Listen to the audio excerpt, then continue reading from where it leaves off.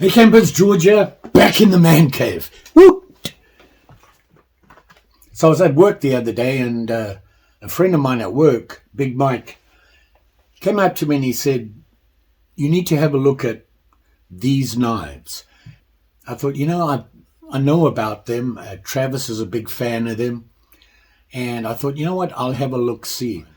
Well, I did find something that got my attention. I try not to get your regular everyday folding knife. I just want something unusual that maybe people would like to use. Carry on them as an EDC and things like that. Well, I think I found one. For you guys out there that work for a living, this might be the one for you. Let's check it out.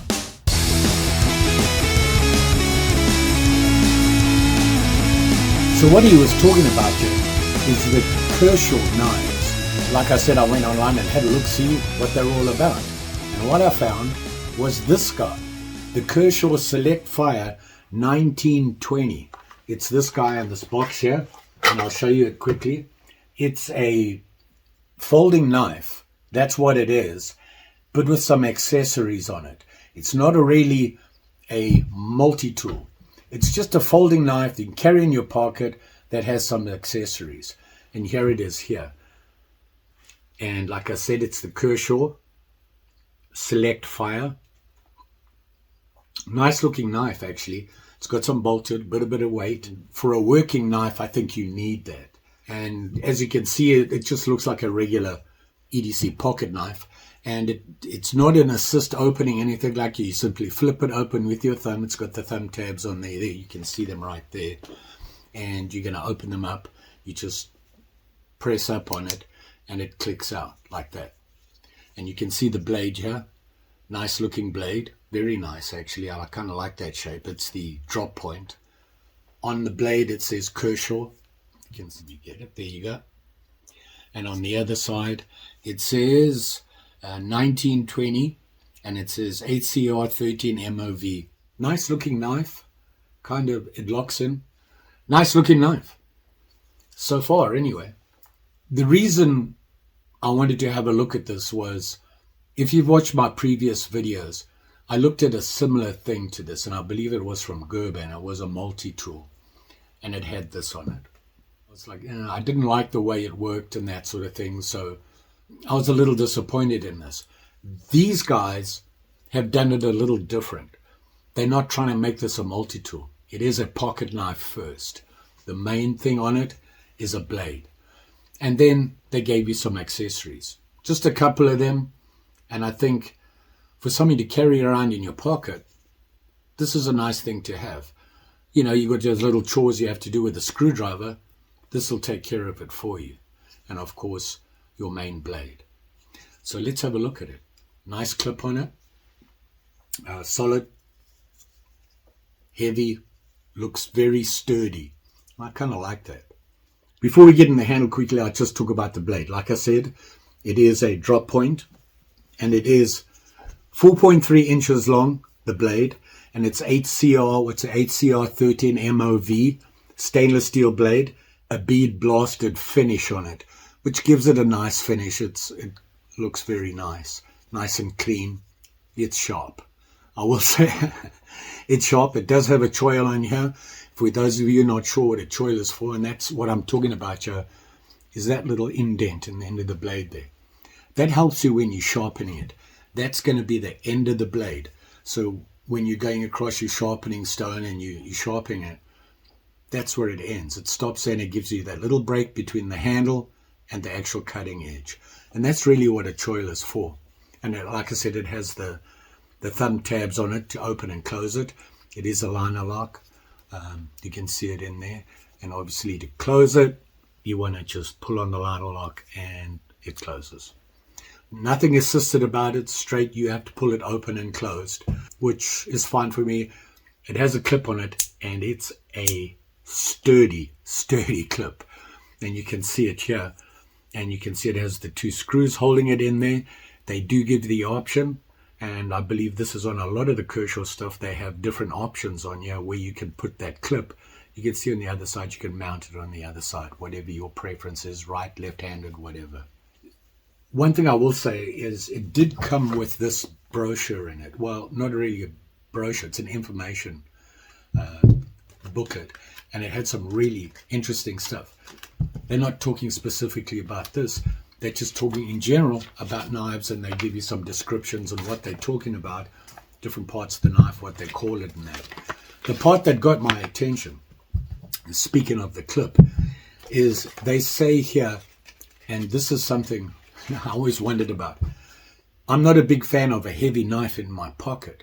Well, I've been doing it wrong, especially if it has a clip. If you have a heavy pocket knife like this and it doesn't have a clip, it doesn't work in your pocket. It just pulls your pocket down. Must have a clip on it. And the reason for the clip, it doesn't go on your belt. They actually say here, it's not made to go on your belt. It's made to go on your pocket. Big difference. And the way it goes in your pocket is you slide it in with the clip on the outside. You do not have the knife on the outside, the clip only.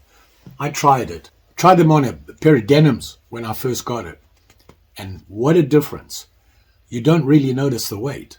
And I never knew that. So I learned something new from this brochure. And there's a lot of other stuff in it. So that I thought was a really nice extra. Having never owned a Kershaw or bought one before, check that out. So we've talked about the clip, the blade, and then the handle. Now, the handle is made from textured glass filled with nylon and fairly common. Well, it's a good solid handle, just your regular handle. You can see how, oh, by the way, you want to look how that knife sits in there, almost dead center. You know, you can see it sitting there right dead center, right between the two skins on the handle, which is nice to see. Sometimes you'll get a knife and it doesn't quite sit centered. You can actually see it when you look at it. This does, which is a good thing. It is a working handle, not made to be the perfect comfort handle. That's not what it's designed about, because they wanted to put these accessories in. You have a hex drive in the handle, and this is what I'm talking about here. Now it opens up all the way around like that. Now, one thing Gerber did do was they put an angle on this so that when you hold it up like this, the hex was straight down the middle. Here, you can see it's slightly angled to get towards the middle, but it makes it a little bit off center. Is it a big deal? The work I'm going to be doing with something like this is going to be what I consider light work. If I'm doing heavy work, I'm using my toolbox. So this is to get you by. And so I don't have a problem with that. But the Gerber idea was, I thought was a good idea. It gives you a nice center pressure. You're in the middle of the blade, of the handle, sorry. The hex bits that come with it are built into the handle here, a little bit different. And if you look at it, I'm just going to close this up. If you look closely here, can you see them in there? There's the flat heads. And on the other side, you have your Phillips. And all you're going to do is you just, I'll show you, it looks better from this way, I suppose. When I pull it up, if I release it, flops back down. So you'd pull it up and you can pull the head out. And it comes out just fine. You can see there, when I let it go, that you can see it just drops straight back in. It's on a spring loaded. So then you're going to get your hex, and you can see they fit in there. These, there is a magnet in here. Can you see it there? Which is going to hold the bit, which is a nice touch. Sometimes when you're doing that and you pull it out and you land up with the hex head still stuck in the screw that you're trying to deal with, and the handle comes out. This has, and it's not going to drop out. Handy, great idea. I don't know who came up with it, but he needs a badge. It's a really good idea, and you see that a lot now on this type of thing with the hex heads. It is a standard hex head. In other words, you can go down to the hardware store and buy those packs that give you, 30 different heads on it. The ones that you use the most common, you could probably replace these ones. This just has the standard Phillips and flat heads, and a larger one and a slightly smaller one. On this hex head, the handle, you can see it has markings.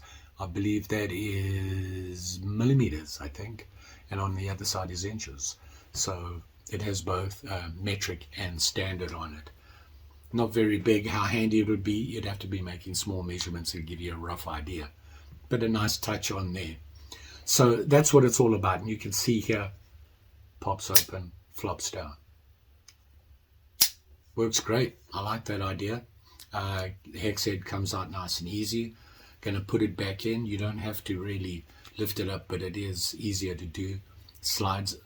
It is easier to do when it's lifted up, and it just slides back in and closes down. I've seen people come up with a mod. One guy came up with, he wanted more than 4. He needed more than 4. He had another head that he uses a lot. So he modified it, and what he did basically is he took a standard head with, I can't remember which one it was. I think it was a spline that he was looking for. And he cut it down so that it sat a little lower, almost that deep in, so that when it was in here, he still had these 4 spaces that he used with just the regular Phillips and the flatheads, and then he had his spline in here. And when you closed it, you see the gap that he had there? It fit right in there and didn't get in the way. So he got himself an extra head, so instead of 4, he had 5, which I thought was pretty cool. Would I do that? I'm not sure if I use a specific specialty head. So I'd have to think about what head I want to do that. But I thought it was a nice touch, and maybe that's what you're looking for. There's a great idea. Some of the specs on it, all I have is the length of the blade, which I said was 3.4 inches, which I think is fine. Do I need anything bigger than that? No, not really. If you think about it, these fancy fixed blade bushcraft knives, about the same length, a very nice looking blade. I like a drop point. I just like that style. You can see how the grind is here. It goes down. It's just a flat grind with your cutting edge on it. Nothing fancy. Easy to sharpen. Stainless. It will hold its edge. The actual knife itself wasn't designed by Kershaw. They built it on a design that somebody else did for them. And the guys that did it played G&G Hawk Design. So I think it was Grant and Gavin, I believe. It's a father and son. The father was a prospector for the longest time, retired. And when, we think of prospectors, your immediate thought is some guy in rags trudging around the outdoors, they're in and out of caves and they're looking for gold. Well, basically, he was a prospector looking for mineral wealth. When he was out there, he did a lot of designing himself for prospecting tools. And when he retired, him and his son, I believe, went to a blade show. And when they were there, they got into knives and started looking at knives, and they came up with this design. Now, I like this. I'm glad that Mike pointed these out to me. It's not that I didn't know Kershaw, just didn't think about them because I was really focused on smaller, slip in your pocket, lightweight knives, folders, little folders that it almost has a tactical look to it, but an EDC that you can carry that has some extras for working. This would be a great work knife to carry around with you. One thing I forgot to mention is that's a bottle opener, not for work. Having played with it now and handled it, I like the handle. Actually works for me. It's got that huge dip in it there where it fits your hands right. Kershaw Select Fire, the model number 1920. So if you're looking to get one, that's the way to look for it. I believe they have a smaller version of this. When I say smaller, the blade's a little bit stubbier. Nice. Like it. How sharp is it? I have no idea. It'll cut paper, I'm pretty sure. It is sharp. It feels really sharp. I can find a piece of paper here. Here we go.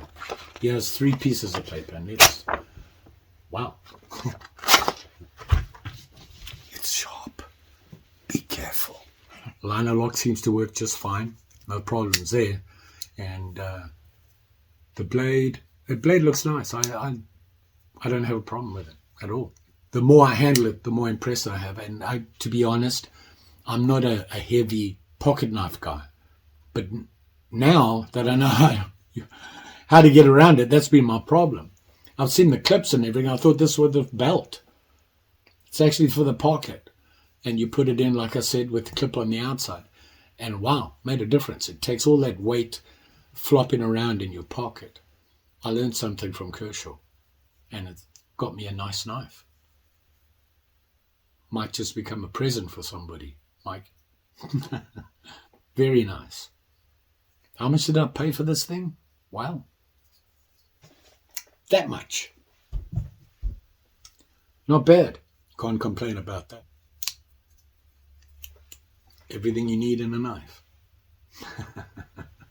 This would make a nice present for a guy who's handy, construction guys, even car mechanics or people like that who just need something in their pocket.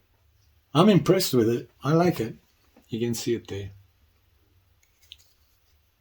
Very nice. Well put together. Don't forget now.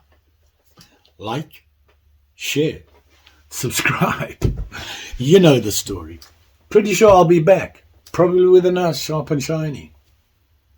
I do like them. You got any recommendations out there for me to have a look at? Fixed blade, folder, knife combo? Comments below. Let me know. I'll have a look at them. I'm open to anything. I can't walk past the sharp and shiny. You know me. Just saying. Thanks for watching. And you all be safe out there. Especially with them sharp and shinies. Take care now.